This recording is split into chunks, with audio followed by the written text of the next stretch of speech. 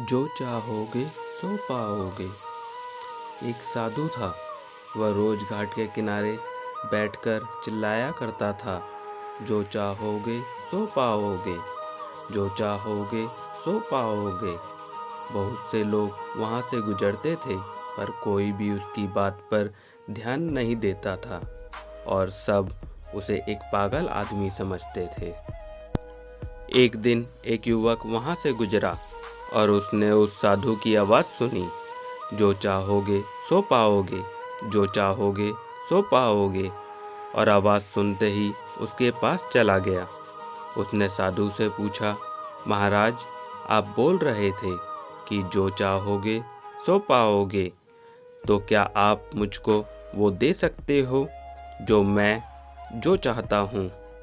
साधु उसकी बात को सुनकर बोला, हाँ बेटा, तुम जो कुछ भी चाहता है मैं उसे ज़रूर दूंगा, बस तुम्हें मेरी बात माननी होगी।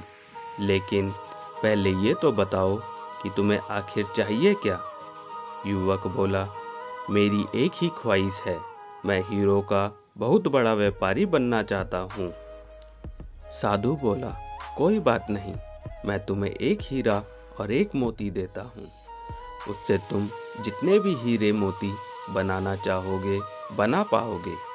और ऐसा कहते हुए साधु ने अपना हाथ आदमी की हथेली पर रखते हुए कहा, पुत्र, मैं तुम्हें दुनिया का सबसे अनमोल हीरा दे रहा हूँ।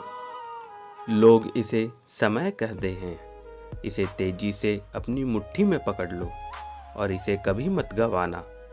तुम इससे जितने चाहो उतने हीरे बना सकते हो। युवक अभी कुछ सोच ही रहा था कि साधु उसका दूसरा हथेली पकड़ते हुए बोला, पुत्र, इसे पकड़ो, यह दुनिया का सबसे कीमती मोती है। लोग इसे धैर्य कहते हैं। जब कभी समय देने के बावजूद परिणाम ना मिले तो इस कीमती मोती को धारण कर लेना।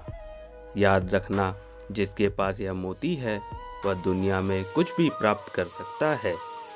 युवक गंभीरता से साधु की बातों पर विचार करता है और निश्चय करता है कि आज से वह कभी अपना समय बर्बाद नहीं करेगा और हमेशा धैर्य से काम लेगा।